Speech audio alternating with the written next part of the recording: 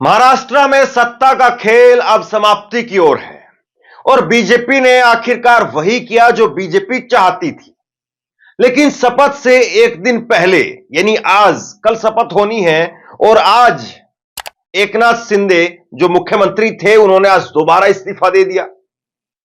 एकनाथ शिंदे, देवेंद्र फडणवीस और अजीत पवार प्रेस के सामने आए, प्रेस को संबोधित करने के लिए, मीडिया को संबोधित करने के लिए वो सामने आए और यहीं पर अजीत पवार को एकनाथ शिंदे ने सबके सामने रगड़ दिया, बुरी तरह से रगड़ दिया। लेकिन वही है ना कि जिसकी शर्म उतर जाए उसको बेशर्मी का और उसको बेइज्जती होने का एहसास ही नहीं होता है। यह कहावत कही जा सकती है और यह बात अजीत पवार पर कितनी फिट बैठती है इस बात को आप देखिए। दरअसल हुआ यह कि पत्रकारों ने, मीडिया ने सवाल पूछा एकनाथ शिंदे से कि क्या अब आपकी तबीयत ठीक है, अब आप बीजेपी के अंदर साथ में रहेंगे या बीच बीच में जो आपकी भावना निकल करके सामने आती है, दिल की बातें छलांगे निकाल करके बाहर लेकर के आते हैं आप कि जनता चाहती है मैं सीएम बनूं, ये सारी बातें, तो क्या अब आप भी कल शपथ लेंगे? ये उन्होंने, पत्रकारों ने सवाल पूछा और इस पर जो है वो एकनाथ शिंदे वो ना नुकर करने लगे। आप वीडियो सुनिएगा और उसके बाद में बीच में कूद पड़े अजीत पवार और बीच में कूद करके अजीत पवार ने कहा कि मैं तो कल लूंगा। यह बात उन्होंने कही और उसके बाद में ठाके लगने लग गए, जोर जोर से सब हंसने लगे। लेकिन इसके बाद में एकनाथ शिंदे ने जो कहा वो सुना जाना चाहिए। एकनाथ शिंदे ने कहा कि दादा को अनुभव है, दादा को अनुभव है सुबह भी लेने का और शाम को भी लेने का। और इसके बाद में ठाके और जोरों से लगने लगे। एक बार जरा छोटी सी वीडियो क्लिप देखिए और उसके बाद में कुछ इंटरेस्टिंग चीज मैं आपको बताने वाला हूं। क्या आप और अजीत दादा पवार साहब भी कल डिप्टी सीएम पद की शपथ लेंगे? अरे भैया, अभी तो कहा, देवेंद्र जी ने भी कहा, मैं भी कह रहा हूँ रुको थोड़ा, अभी शाम तक रुको, अभी कल शपथ ली है ना, उनका समझ में आएगा। मैं तो लेने वाला हूँ।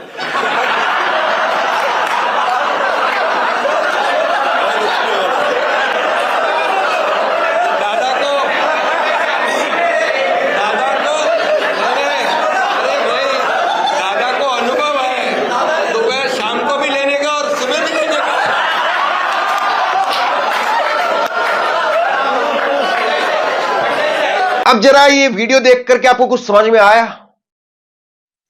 सोचिए, जिस बात पर बेशर्मी का एहसास होना चाहिए था, आपने लोकतंत्र के नाम को किस तरीके से उसका चीरहरण किया, इस बात पर आपको बेशर्मी महसूस होनी चाहिए थी कि सुबह आप किसी और के साथ में दिखाई देते हैं, शाम को आप किसी और के साथ में दिखाई देते हैं।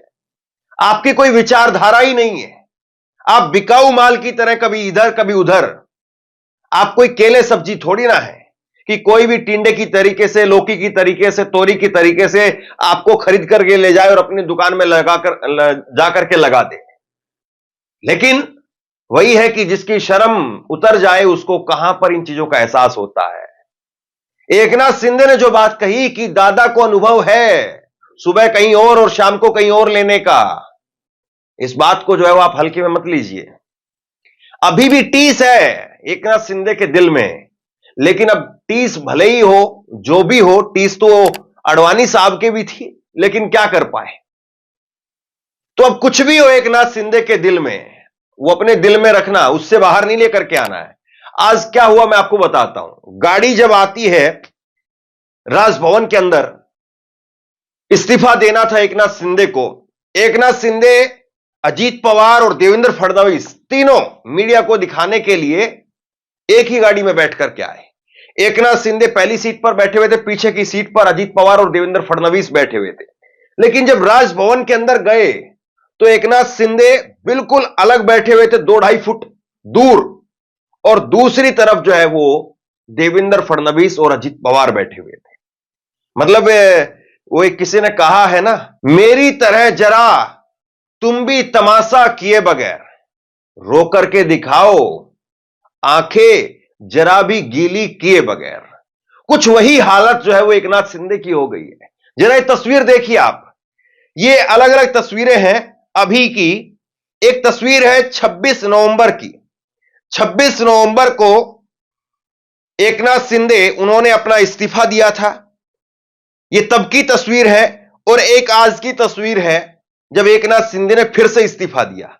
एकनाथ शिंदे ने तब इस्तीफा दिया था, वो विधानसभा का कार्यकाल समाप्त हो रहा था। और आज एकनाथ शिंदे ने इस्तीफा दिया है जब उन्होंने कार्यवाहक मुख्यमंत्री पद से भी इस्तीफा देकर के देवेंद्र फडणवीस की नई सरकार बनने का रास्ता साफ कर दिया है। दोनों ही तस्वीरों में आपको एकनाथ शिंदे का चेहरा मुरझाया हुआ दिख रहा है। और चाहे देवेंद्र फडणवीस हो चाहे अजीत पवार हो, उनका चेहरा जो है वो बता रहा है कि किस तरीके से वो अपनी हंसी को यहां पर लेकर के घूम रहे हैं। तो तस्वीरें बहुत कुछ बोलती हैं। एक तस्वीर 1000 शब्दों के बराबर होती है। लेकिन अब इन तस्वीरों को छोड़ दीजिए, अब कुछ और तस्वीरें देखिए। एकनाथ शिंदे के साथ में आज जो कुछ हुआ है, एकनाथ शिंदे आज मुख्यमंत्री से पूर्व मुख्यमंत्री हो गए हैं। ये आज उनके साथ में जो हुआ है वो कल किस किस के साथ में होने वाला है। यही नीतीश कुमार के साथ होने वाला है। नीतीश कुमार को भी साफ संदेश है। मतलब जो भाजपा चाहती थी, भाजपा ने कर दिखाया और भाजपा ने ट्रेलर भी दे दिया कि आज जो एकनाथ शिंदे के साथ हुआ है वो नीतीश कुमार के साथ भी होगा। और वही उसके बाद सीधा होने वाला है किसके साथ? चंद्रबाबू नायडू के साथ। क्योंकि भाजपा जिसके साथ में हाथ मिलाती है उसी को हाथ पकड़ करके पटक भी देती है। और ये सबसे ज्यादा इसके बारे में दिलचस्प जो है वो जानकारी और इस तरह के दर्द से सबसे पहले जो पीड़ित हुए थे वो है एलके अडवाणी साहब। तो अडवाणी जी, उनसे बेहतर इसके बारे में कौन जान सकता है कि मोदी साहब का एक ट्रैक रिकॉर्ड है। अपने साथ में जो लोग हैं पहले उन्हीं को निपटा दो। तो अब भाजपा ने एक तरीके से ट्रेलर जारी कर दिया है कि जो महाराष्ट्र में हुआ है वही नीतीश कुमार के साथ अगले साल होने वाला है, वहां पर भी यही पैटर्न दोहराया जाएगा। एकनाथ शिंदे बात कर रहे थे कि बिहार का मॉडल अपनाइए, वहां नीतीश कुमार को सीएम बनाया है, यहां मुझे सीएम बनाइए। लेकिन देखिए साहब क्या हालत होगी। और यही फिर उसके बाद में जब नंबर आएगा तो एकनाथ शिंदे के वाला जो मॉडल है वो चंद्रबाबू नायडू के साथ भी दोहराया जाएगा। अब जो यहां पर बीजेपी ने महाराष्ट्र में किया है वो बीजेपी किस तरीके से इन दोनों राज्यों में करेगी ये आज बिल्कुल साफ हो गया है। अब एक और बड़ी खबर देख लीजिए। ये इंडिया टीवी की खबर है और इंडिया टीवी की खबर बताती है कि अजीत पवार और एकनाथ शिंदे बराबर बराबर के उनको मंत्रालय दिए गए हैं। बीजेपी हाईकमान ने मानी अजीत पवार की बात। तो देखिए अब 7-7 मंत्रालय, दोनों को 7 और 7 मंत्रालय देने की बात हो रही है, अजीत पवार को भी और एकनाथ शिंदे को भी। 7-7 मंत्रालय दोनों को देकर के यह भी साफ कर दिया गया है कि एकनाथ शिंदे को कोई ज्यादा भाव नहीं मिलने वाला है। भले ही वो ज्यादा सीट हो उनकी, लेकिन उन्हीं के बराबर बैठा दिया। खबर तो यहां तक है कि बीजेपी मन बना चुकी थी और एकनाथ शिंदे के विधायकों को भी संदेश भेज चुकी थी कि अगर एकनाथ शिंदे ज्यादा तबीयत खराब उनकी हो रही है तो उनको परमानेंट रेस्ट दे देते हैं, उनको भेज देते हैं उद्धव ठाकरे के पास में और दूसरा एकनाथ शिंदे बना दिया जाएगा और विधायकों को ले आएंगे इस तरफ। खत्म पार्टी, किसी और को उठा करके पार्टी दे देंगे, किसी और को उठा करके सिंबल दे देंगे। यही तो पैटर्न चलता हुआ आया है। और इसके बाद में एकनाथ शिंदे के करीबियों ने कहा कि भाई ऐसा ना हो कि हमारी हालत ऐसी हो जाए कि आप जो डिप्टी सीएम पद देने से मना कर रहे हैं, कल को बीजेपी सरकार बना ले, उनके साथ में फिर डिप्टी सीएम भी ना मिले, उसके साथ में जो पद वो दे रहे हैं वो भी ना मिले। और इसीलिए आज 7-7 पदों पर मान गए। मतलब जो गृह मंत्रालय को लेकर के अड़े हुए थे, जो वित्त मंत्रालय को लेकर के अड़े हुए थे, आज उनको मंत्रालय भी ज्यादा नहीं मिले, वो मंत्रालय भी अजीत पवार के बराबर ला करके बीजेपी ने साफ संदेश दे दिया कि एकनाथ शिंदे हो या कोई और हो, अब नहीं है, अब बराबर खत्म। एक तस्वीर आज और फिर सच से साबित हो गई। ये मीम है एक तरह से, लेकिन ये मीम सच साबित हो गया। और ये मीम देखिए आप, इसमें लिखा है कि शिवराज सिंह जी लड़की योजना ने महाराष्ट्र में भी जिता दिया। तो शिवराज सिंह दूसरी तरफ से कहते हैं कि ध्यान रखिएगा, इससे सरकार तो बनती है लेकिन योजना लागू करने वाला सीएम नहीं बनता है, एक्सपीरियंस है। तो एक्सपीरियंस जो है वो फिर से साफ हो गया। लेकिन आज जो यहां पर दिखा वो वाकई बड़ा बेशर्मी भरा था। मतलब लोकतंत्र के अंदर जिन चीजों को लेकर के लोग शर्म करते हैं। लोकतंत्र में ये कहते हैं कि भाई हमारी विचारधारा है, हम बिकाऊ लोग नहीं हैं, हम टिकाऊ लोग हैं, हम यहीं जिए हैं, हम यहीं मरेंगे। ये तमाम तरह की कस्में खाई जाती हैं, लेकिन अब साहब कहां ये बातें रही है। एक बार जरा फिर से सुनिए आप, और उसके बाद में मैं आपको दिखाऊंगा ये जो बेशर्मी की हंसी है, जो यहां पर रुकी नहीं रही है, चाहे वो एकनाथ शिंदे की हंसी हो, चाहे अजीत पवार की हंसी हो, चाहे देवेंद्र फडणवीस की हंसी हो, ये रुकी नहीं रही है। इस पर मीडिया चैनल भी मुस्कुरा मुस्कुरा करके लिख रहे हैं। पहले एक बार हंसी देखिए। क्या आप और अजीत दादा पवार साहब भी कल डिप्टी सीएम से पद की शपथ लेंगे? अरे भैया अभी तो कहा, देवेंद्र जी ने भी कहा, मैं भी कह रहा हूँ रुको थोड़ा, अभी शाम तक रुको, अभी कल शपथ ली है ना। उनका समझ में आएगा, नहीं, मैं तो लेने वाला हूँ।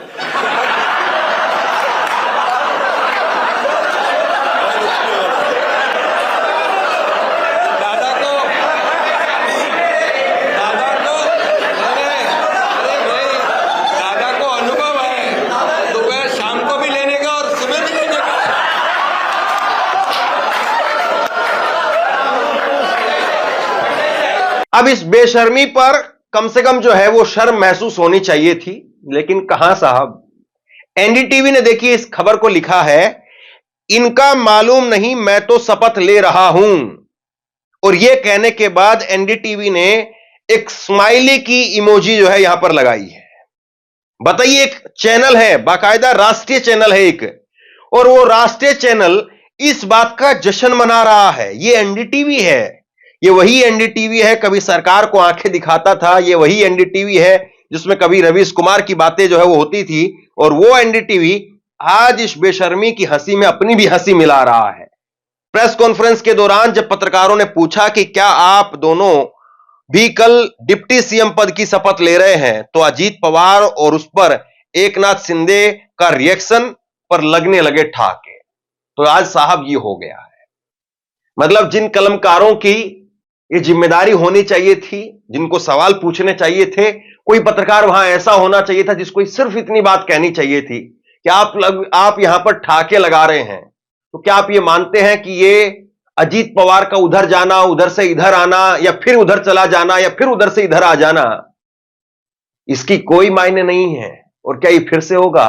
अजीत पवार ने हालांकि फिर, क्योंकि वो बैकफुट पर चले गए थे, तो उन्होंने अपनी तरफ से सफाई दी कि नहीं अब की बार 5 साल में यही रहूंगा।